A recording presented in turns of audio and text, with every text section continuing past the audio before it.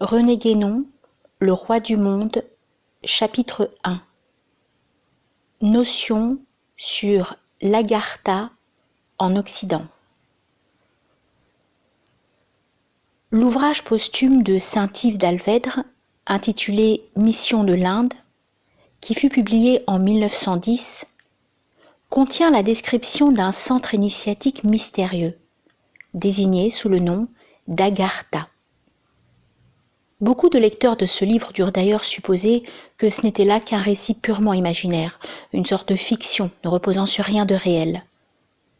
En effet, il y a là-dedans, si l'on veut y prendre tout à la lettre, des invraisemblances, qui pourraient, au moins pour qui s'en tient aux apparences extérieures, justifier une telle appréciation. Et sans doute Saint-Yves avait-il eu de bonnes raisons de ne pas faire paraître lui-même cet ouvrage, écrit depuis fort longtemps, et qui n'était vraiment pas mis au point. Jusque-là, d'un autre côté, il n'avait guère, en Europe, été fait mention de l'Agartha, et de son chef, le Brahmatma, que par un écrivain fort peu sérieux, Louis Jacolliot, dont il n'est pas possible d'invoquer l'autorité. Nous pensons pour notre part que celui-ci avait réellement entendu parler de ces choses au cours de son séjour dans l'Inde, mais il les a arrangées, comme tout le reste, à sa manière, éminemment fantaisiste. Mais il s'est produit en 1924 un fait nouveau, et quelque peu inattendu. Le livre intitulé « Bêtes, hommes et dieux », dans lequel M. Ferdinand Ossendowski raconte les péripéties du voyage mouvementé qu'il fit en 1920 et 1921 à travers l'Asie centrale, renferme, surtout dans sa dernière partie, des récits presque identiques à ceux de Saint-Yves.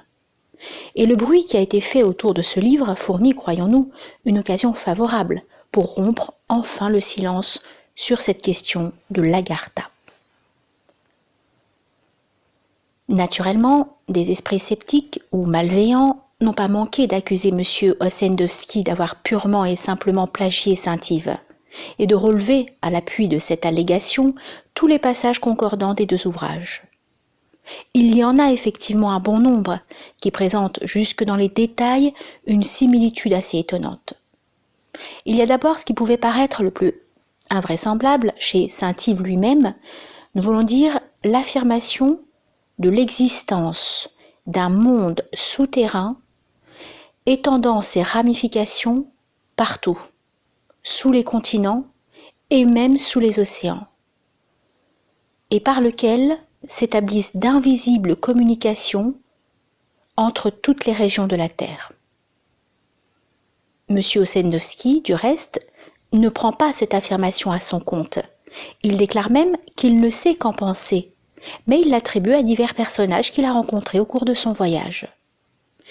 Il y a aussi, sur des points plus particuliers, le passage où le roi du monde est représenté devant le tombeau de son prédécesseur, celui où il est question de l'origine des Bohémiens qui auraient vécu jadis dans l'Agartha.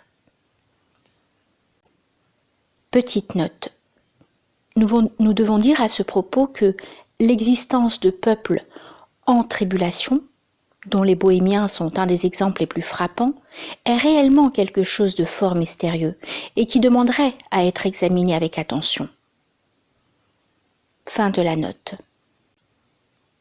Saint-Yves dit qu'il est des moments, pendant la célébration souterraine, des mystères cosmiques, où les voyageurs qui se trouvent dans le désert s'arrêtent, où les animaux eux-mêmes demeurent silencieux.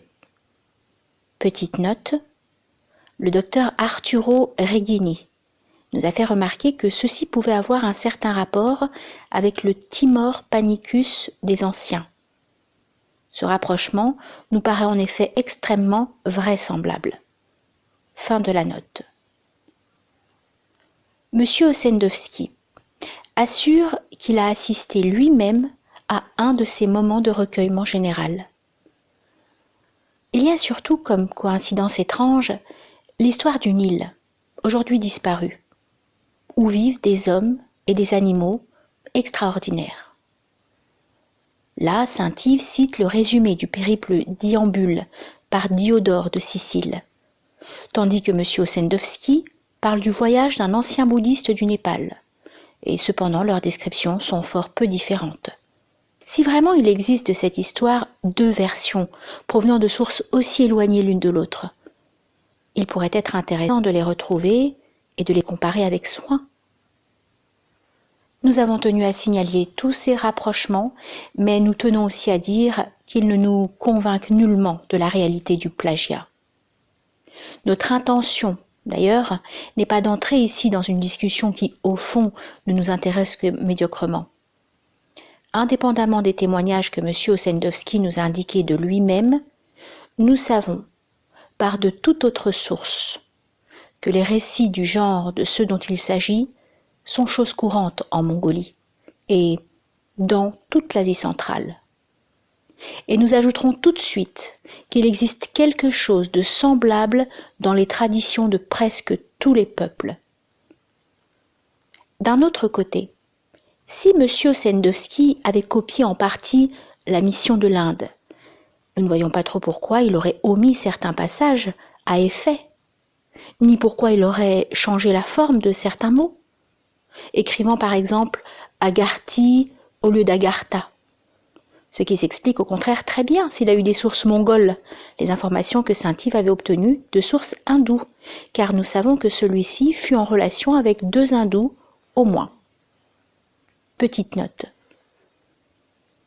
Les adversaires de M. Ossendowski ont voulu expliquer le même fait en prétendant qu'il avait eu en main une traduction russe de la mission de l'Inde. Traduction dont l'existence est plus que problématique, puisque les héritiers même de saint Yves l'ignorent entièrement. On a reproché aussi à M. Ossendowski d'écrire « homme », O-M, alors que saint Yves écrit « homme », A-U-M. Or si homme, A-U-M, est bien la représentation du monosyllabe sacré décomposé en ses éléments constitutifs, c'est pourtant homme, O-M, qui est la transcription correcte et qui correspond à la prononciation réelle, telle qu'elle existe tant dans l'Inde qu'au Tibet et en Mongolie. Ce détail est suffisant pour permettre d'apprécier la compétence de certaines critiques. Fin de la note. Nous ne comprenons pas davantage pourquoi il aurait employé pour désigner le chef de la hiérarchie initiatique le titre de roi du monde, qui ne figure nulle part chez saint Yves. Même si l'on devait admettre certains emprunts, il n'en resterait pas moins que M. Ossendowski dit parfois des choses qui n'ont pas leur équivalent dans la mission de l'Inde, et qui sont de celles qu'il n'a certainement pas pu inventer de toutes pièces. D'autant plus que, bien plus préoccupé de politique que d'idées et de doctrine, et ignorant de tout ce qui touche à l'ésotérisme, il a été manifestement incapable d'en saisir lui-même la portée exacte. Telle est, par exemple, l'histoire d'une pierre noire, envoyée jadis par le roi du monde, au Dalai Lama, puis transportée à Urga, en Mongolie, et qui disparut il y a environ 100 ans.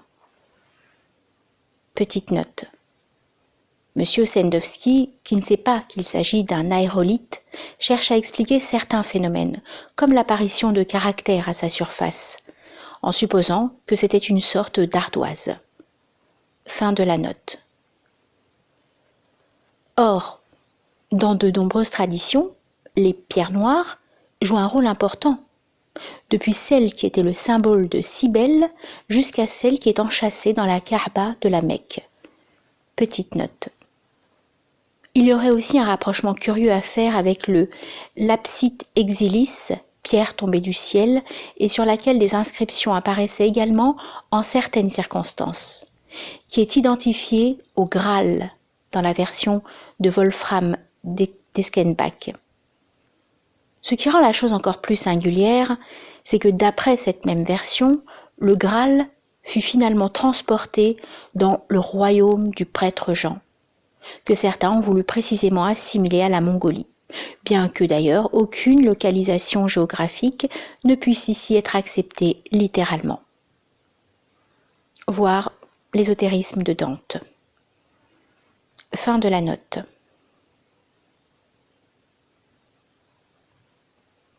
Voici un autre exemple, le Bogdokan, ou Bouddha vivant, qui réside à Urga, conserve, entre autres choses précieuses, l'anneau de Gengis Khan, sur lequel est graffé un swastika, et une plaque de cuivre portant le sceau du roi du monde. Il semble que M. Ossendowski n'ait pu voir que le premier de ces deux objets. Il lui aurait été assez difficile d'imaginer l'existence du second. N'aurait-il pas dû lui venir naturellement à l'esprit de parler ici d'une plaque d'or ? Ces quelques observations préliminaires sont suffisantes pour ce que nous nous proposons, car nous entendons demeurer absolument étrangers à toute polémique et à toute question de personne. Si nous citons M. Ossendowski et même Saint-Yves, c'est uniquement parce que ce qu'ils ont dit peut servir de point de départ à des considérations qui n'ont rien à voir avec ce qu'on pourra penser de l'un et de l'autre, et dont la portée dépasse singulièrement leurs individualités, aussi bien que la nôtre, qui en ce domaine ne doit pas compter davantage. Nous ne voulons point nous livrer, à propos de leurs ouvrages, à une critique de texte plus ou moins vaine, mais bien à apporter des indications qui n'ont encore été données nulle part, à notre connaissance tout au moins, et qui sont susceptibles d'aider dans une certaine mesure à élucider ce que M. Ossendowski appelle le mystère des mystères. Petite note. Nous avons été fort étonnés en apprenant récemment que certains prétendaient faire passer le présent livre pour un témoignage en faveur d'un personnage dont l'existence même nous était totalement inconnue à l'époque où nous l'avons écrit. Nous opposons le plus formel démenti à toute assertion de ce genre, de quelque côté qu'elle puisse venir, car il s'agit exclusivement pour nous d'un exposé de données appartenant au symbolisme traditionnel et n'ayant absolument rien à voir avec des personnifications quelconques. Fin de la note.